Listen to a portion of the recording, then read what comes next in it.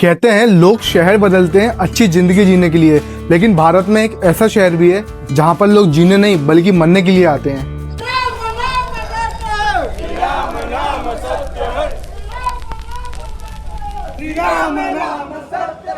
जी हाँ, यहाँ हर दिन सैकड़ों चिताएं जलती है और अजीब बात यह है कि यहाँ मौत का मातम कम और मोक्ष की उम्मीद ज़्यादा होती है। और शायद यही वजह है कि कई लोग अपने ज़िंदगी के आखिरी दिनों में खुद चलकर बनारस आते हैं और मणिकर्णिका घाट से कुछ ही दूरी पर स्थित है एक ऐसा घर जहाँ लोग रहने के लिए नहीं बल्कि मौत का इंतजार करने के लिए आते हैं। हम लोग 45 साल से हैं। 45 साल से? हाँ, हम लोग हैं इसी जगह। अच्छा, हाँ। तो आपने यहाँ पर जो परिजन आते हैं अंतिम संस्कार करने के लिए जी। अब उनको आप लगाते हैं, आग लगती है? हाँ, हम लोग चिता लगाते हैं ना। कितने साल से लगा रहे हैं चिता? अरे हम लोग तो 45 साल हो गया आज। 45 साल। तो आपको याद है आपने पहली बार कब चिता लगाई थी? अरे कब चले रहे उसकी बात नहीं है, जो है और परंपरा चला रहा है ना। परंपरा चली आ हाँ, रही चला रहा है, परंपरा चला रहा है। जो मरता है उसको हमारे यहाँ चिता लगता है, ठीक है। देखिए, और मुसलमान में जो होता है ना वो उसमें गड़ाता है, दफन करते हैं। पर जो लाश आती है वो कहाँ से लेकर आते हैं लोग? बहुत दूर दूर से आते हैं। अच्छा, मतलब बनारस के बाहर से भी लेकर? हाँ हाँ, बहुत दूर दूर से आते हैं। देखिए सर, यहाँ जो है ना, यहाँ मसान घाट है, यहाँ काशी है। काशी में ना बहुत दूर दूर से लाश आती है, विदेश से भी लाश आती है। अच्छा। हाँ, तो ऐसा मानते हैं कि यहाँ पर अगर अंतिम संस्कार होता है तो उस पर्सन को मोक्ष प्राप्ति होती है, सेलिब्रेशन। देखिए ये काशी है और काशी में आप तो कहीं भी फूंक सकते हैं, उसकी बात नहीं है, मगर यहाँ काशी है। बाबा भोलेनाथ की काशी नगरी है। काशी नगरी में आप फूकेंगे तो बहुत अच्छा फूकेंगे, और तो कहीं भी फूक सकते हैं। अच्छा। हाँ, उसकी बात देखो ये है। यहाँ पर आप रात के 12 बजे भी आएंगे और सुबह के 4 बजे भी आएंगे तब भी आपको यहाँ पर आग जलती हुई दिखेगी। लेकिन मन में एक सवाल तो जरूर आता होगा, क्या सच में यहाँ मृत्यु होने से मोक्ष मिलता है? और आखिर क्यों हजारों लोग अपनी आखिरी सांस लेने के लिए शहर में चले जाते हैं? और मणिकर्णिका घाट के पास ही आपको एक मंदिर मिलेगा महाशमशान घाट का। यहाँ पर 24 घंटे चिता जलती है। ऐसा कहा जाता है ये चिता स्वयं भगवान शिव की दी गई है। और जब भी यहाँ पर नई चिता में आग जलाई जाती है तो पहली जो आग ली जाती है वो इसी चिता में से ली जाती है और इसलिए ये घाट 24 घंटे चलता है। अलग ही हुआ है भाई वहाँ पे, अलग ही बात फील हो रही है यहाँ पर आकर, तो सच बता रहा हूँ। यहाँ पर प्रतिदिन 250 से 300 चिताएं जलती है, लेकिन यहाँ पर एक ऐसा समुदाय है जिसका नाम शायद आपने नहीं सुना होगा। और हाँ, लेकिन इनके बिना अंतिम संस्कार भी अधूरा है। ये है डोम समुदाय, जो सदियों से पवित्र आग को जिंदा रखे हुए है। लोग कहते हैं यहाँ पर आग कभी बुझी ही नहीं, लेकिन इस आग को जिंदा रखने की जिम्मेदारी इन्हीं डोम समुदाय के कंधों पर है। बेसिकली डोम समुदाय के लोगों का काम क्या होता है, जब भी कोई व्यक्ति इस दुनिया को छोड़ता है तो उसकी अंतिम संस्कार की पूरी जिम्मेदारी डोम समुदाय के लोग निभाते हैं। जैसे कि चिता के लिए लकड़ियां इकट्ठा करना, पवित्र अग्नि में मुख्य दान देना, अंतिम संस्कार की पूरी प्रक्रिया संभालना। और 24 घंटे ये लोग घाट पर मौजूद होते हैं, रात हो या दिन। और जब भी लाश को मणिकर्णिका घाट लेकर आया जाता है तो सबसे पहले उस लाश को गंगा जी में स्नान कराया जाता है। बेसिकली ये एक रस्म नहीं है बल्कि एक विश्वास है कि जीवन की सारी थकान और पाप जितने भी आपने करे हो वो गंगा में समर्पित हो जाते हैं। मैं वहाँ पर खड़े होकर शांति से चिता को देख रहा था और मुझे एक चीज़ बहुत अच्छे से समझ में आ गई। हर चिता के साथ एक कहानी खत्म हो रही है, कहीं आग तेज जल रही है, कहीं धीरे धीरे सब राख बन रहा है। उस वक्त बस एक ही मन में ख्याल आया था कि इंसान पैसों के लिए भागता है, नाम के लिए भागता है, सपनों के लिए भागता है, लेकिन आखिरी में खाली हाथ आए थे और खाली हाथ ही जाना पड़ेगा। किसी इंसान की खोपड़ी फूट रही थी, किसी इंसान के हाथ पैर जल रहे थे और अपने ही अपनों को जला के चले जाते हैं।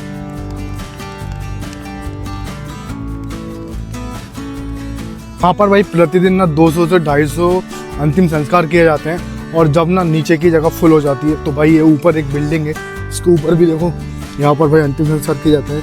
जब मैं पहले दिन यहाँ पर आया था तो यहाँ पर भी लाशें वगैरह जल रही थी भाई, और देखो पूरा मंदिर वगैरह ऐसे दिखता है। और जब नीचे का आपको भी दिखाता हूँ यहाँ से,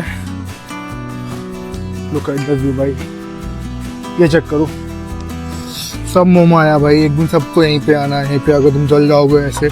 और यहाँ पर भाई जितनी भी लाश आती है उनके जो परिजन रहते हैं भाई वो बिल्कुल भी रोते नहीं हैं, उनके आँख में से एक भी आंसू नहीं आते, क्योंकि उनका मानना होता है कि भाई अब यहाँ पर अगर उनके परिजनों की, उनके रिश्तेदारों की अगर यहाँ पर उनका अंतिम संस्कार हो रहा है तो उनको सीधा मोक्ष मिलता है। तो ये उनका मानना और इसमें होता भी है भाई। लेकिन यार यहाँ पर आके एक अलग ही वाइब महसूस होती है, एक अलग ही चीज़ महसूस होगी बिल्कुल। ये देखो जैसे कि यहाँ पर अंतिम संस्कार का वो बन रहा है। अब इसके ऊपर उस लाश को लेटाएंगे और आग जला देंगे भाई। बहुत अलग ही वाइब महसूस होती है भाई यहाँ पर आकर, बहुत अलग ही चीज़ें आ रही है। यहाँ पर आकर पता है एक और चीज़ महसूस होती है कि यार आप ज़िंदगी में ना कितना ही पैसा कमा लो, कितने ही अमीर बन जाओ, करोड़पति अरबपति कुछ भी बन जाओ भाई, आप ना एक दिन भाई बिना कपड़ों के जाओगे, आपके हाथ में ना कुछ होगा। इनफैक्ट भाई आपने जो कपड़े ये भी पहने हुए हैं ना, ये भी साथ में नहीं जाते भाई, ऐसे ही आपको जला के चले जाएंगे। या फिर जो मुस्लिम लोग हैं भाई उनको दफन कर देते हैं, तो भाई कुछ साथ में नहीं जाता भाई। तो घमंड किस बात का करें यार, समझ में नहीं आता। यहाँ पर आगे वही चीज़ समझ में आ रही है भाई कि घमंड किस बात का करें, किस लिए पैसा कमाया जाए। देखो सेम देखो, अभी आपको बता रहा था कि यहाँ पर उनके परिजन ही आकर उनको जला देंगे। ये देखो लकड़ियाँ लगाई और उसके ऊपर अब जो उनके परिजन वगैरह हैं उन्होंने उस लाश को लेटा दिया।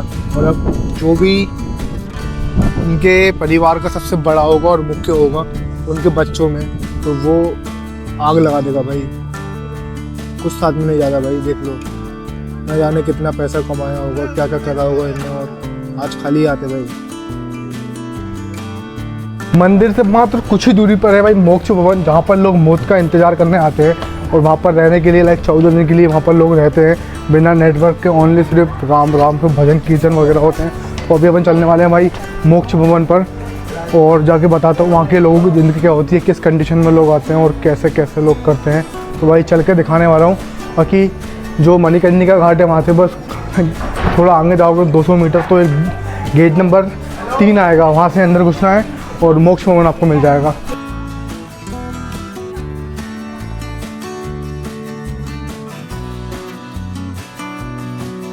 मोक्ष भवन में लगभग 4 हॉल हैं जिसमें 24 से 25 बेड रहते हैं। आप कहाँ से हैं? Hyderabad. Telangana? No, Telangana. Yeah, I know. Where are you from? I am from Madhya Pradesh. Madhya Pradesh.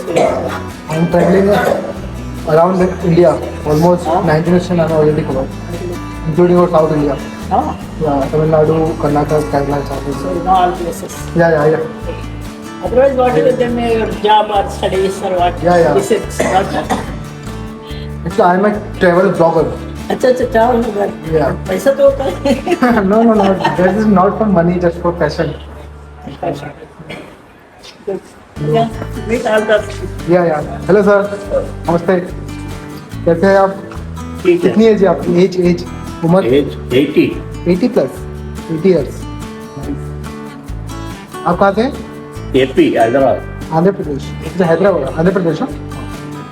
यहाँ पर सारे बुजुर्ग लोग रहते हैं। कई लोग यहाँ अपनी मर्जी से आते हैं, कई लोगों को उनके बच्चे छोड़ जाते हैं और कोई लोग अपनी 90 और 70 साल की जिंदगी पूरी जीकर काशी आ जाते हैं। उनका मानना होता है जियो कहीं भी लेकिन मरना है तो सिर्फ काशी में। What you write? Ram? Shri Ram. आप कहाँ से? You are also from Hyderabad. Nice. Shri Ram. इस हॉल में लगभग सभी लोग हैदराबाद से थे। फिर क्या थोड़ी देर उनके साथ बैठकर उनसे बात करता हूँ, उनसे पूछता हूँ आप लोग कैसे यहाँ पर आए। कुछ लोग कहते हैं कि हमें अपनी मर्जी से आए, कुछ लोग कहते हैं कि हमारे बेटे ने, हमें बहू ने निकाल दिया। फिर अंकल मुझे लेके जाते हैं दूसरे वाले हॉल में और वहाँ पर मुझे कुछ अलग अलग किस्म की कहानी मालूम चली। ये आंटी वैसे तो वेस्ट बंगाल से थी, लेकिन जब इनके बेटे एक्सपायर हो गए तो इनकी बहू ने इनको घर से बाहर निकाल दिया। एक अजीब सी बेचैनी हो रही है यार वहाँ से बाहर आने के बाद। समझ में नहीं आ रहा क्या हो रहा है क्या नहीं यार। बहुत ही अजीब लग रहा है यार। मतलब कोई कैसे छोड़ सकता है भाई अपने माँ बाप को वृद्ध आश्रम में? नहीं आता है तो बढ़िया काम कर रहा है सर। चलो यार दोस्तों, बाकी ब्लॉग पे यहीं समाप्त करते हैं। आप कुछ बोलने की हिम्मत नहीं है। बाकी ब्लॉग पसंद आए तो लाइक करना, शेयर जरूर कर देना। पता नहीं क्या बोल रहा हूँ, लेकिन सच में अंदर से बहुत दुख हो रहा है यार। समझ में नहीं आ रहा क्या बोलूँ क्या ना बोलूँ। सी यू।